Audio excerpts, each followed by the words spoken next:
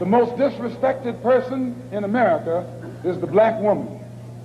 The most unprotected person in America is the black woman. The most neglected person in America is the black woman.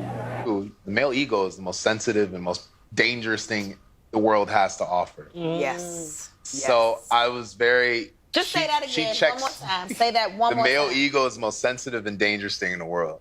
Hello everyone, it's Queen V-Line back to you with another video.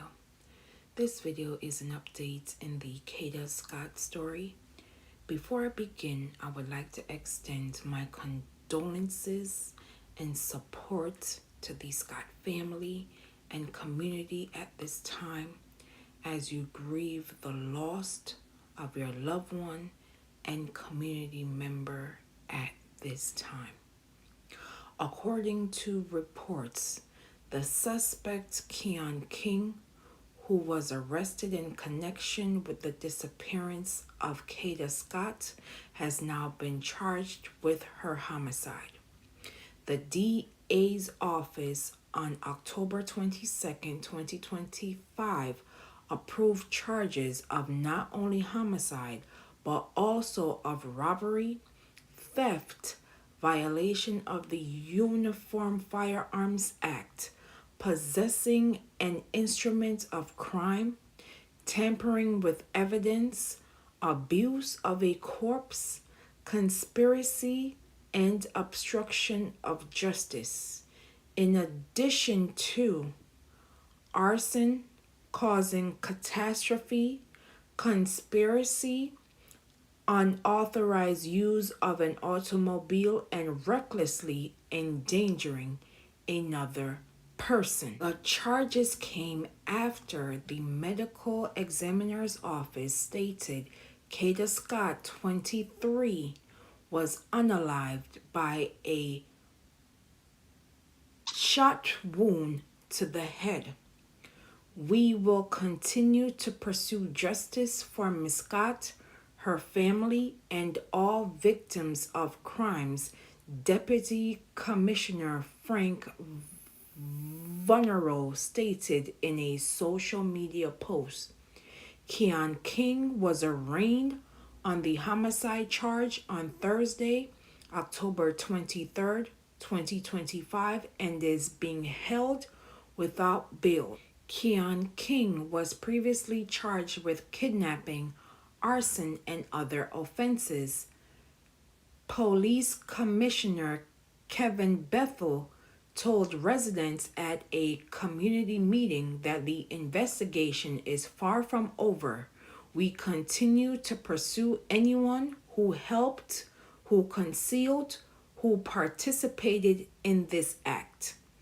Keon King's alleged criminal conspiracy began just before midnight on October 3rd, 2025, when court records state he stole a Honda Accent left unattended and running by a food delivery worker. Investigators state he then used that stolen car to meet up with Kada Scott the following night, October 4th, 2025. Charging documents state Kada Scott and Keon King made plans to meet up, with the final text exchange between the two being CM when you hear. 6 minutes later at 10:15 p.m., investigators state the two appeared to be together near Kada Scott's place of employment based on cell phone data. It would be the last time Kada Scott was seen alive. At 10:24 p.m., Kada Scott's phone goes offline. At 10:28 p.m., the Honda Accent parks at Arbery Recreation Center, and the car remains there for more than 2 days. Using cell phone technology, investigators tracked Keon King to a house more than 10 miles away. A search of the house turned up contractor bags, a hammer, and ammunition, among other items, according to court documents. 2 women who lived there were detained and interviewed but released. Keon King was not at the house. The criminal complaint states Keon King's cell phone was tracked taking multiple trips between the home and the area around the vacant Ada Lewis Middle School where Kada Scott's body was discovered. At 11:39 p.m. on October 5th, 2025, court records state Keon King's registered Toyota Camry was caught on surveillance camera parking at the recreation center next door to where Kada Scott's body was discovered. It states 2 people exited the car, and 4 hours later, 2 individuals appeared to take a large object consistent with a body out of the passenger side.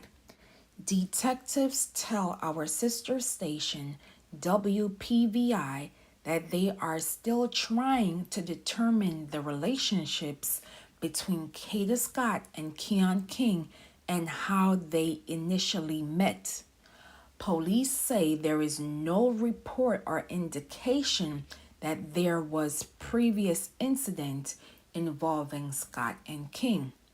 Keon King had been charged with a different kidnapping back in January.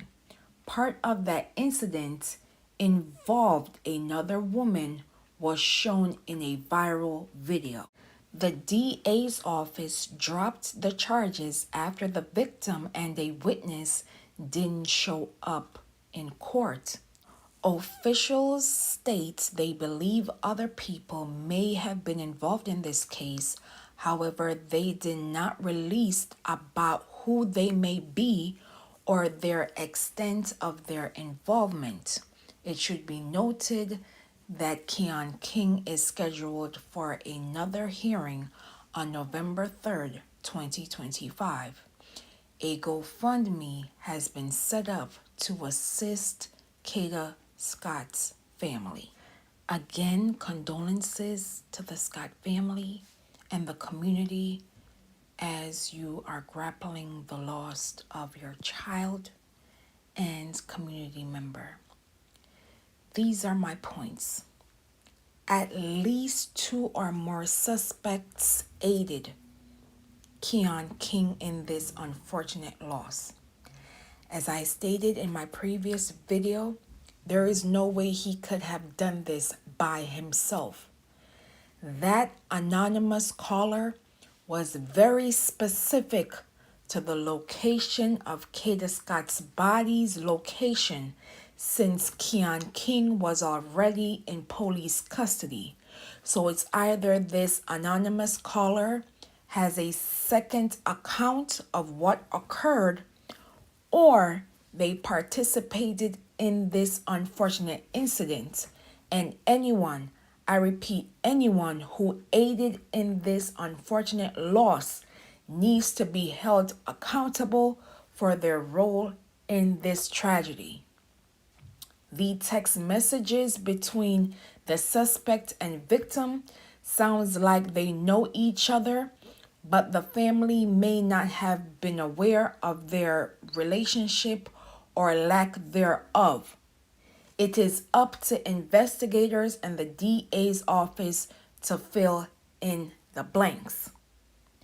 Again, as I stated before, the system failed the alleged victims of Keon King and could have indirectly played a role in the unfortunate unaliving of Kada Scott because they were not doing their due diligence. Again, I've seen the DA's office seeking sentencing for persons who commit crimes less than this monster in question.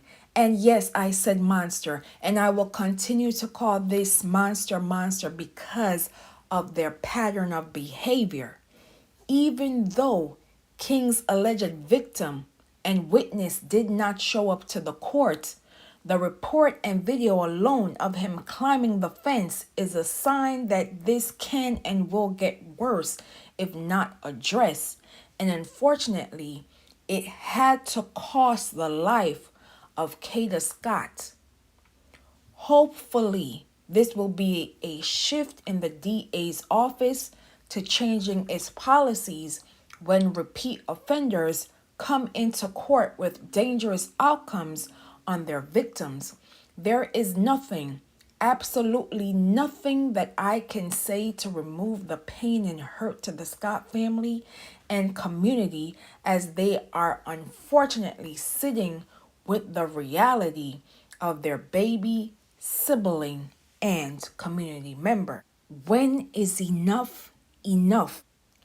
And when will the system hold itself accountable when they are not doing their due diligence in protecting the community they swore to protect and serve? According to the Black and Missing Inc. organization, in 2023, an estimated 224,706 persons of color were reported missing.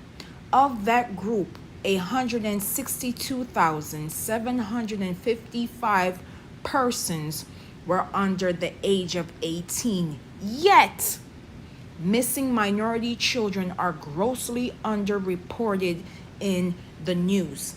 I've said this before, and I will say it again. We have to treat missing persons cases as if it is a criminal case, because every second, every minute, every hour, every day, every week, every month is critical to the return of said missing person. Everyone has a routine. Everyone has places to go and people to see. And if that person is not at their regular location, something must have occurred. And we cannot dismiss it, especially when that missing person is a minor. And it is up to us as the general public to be mindful of the disinformation, misinformation, aka lying, as it does affect the ongoing investigation. We must be mindful because it does impact the ongoing case. I will leave in the comments and description below for organizations and hotlines as it pertains to missing persons cases. In addition, information to the GoFundMe link and other information regarding this case. And as always, find our people, ring the alarm, save their names, known and unknown. Say her name, Kada Scott. Justice for Kada Scott. And as always, please, please be safe out here. And I will see you in the next video.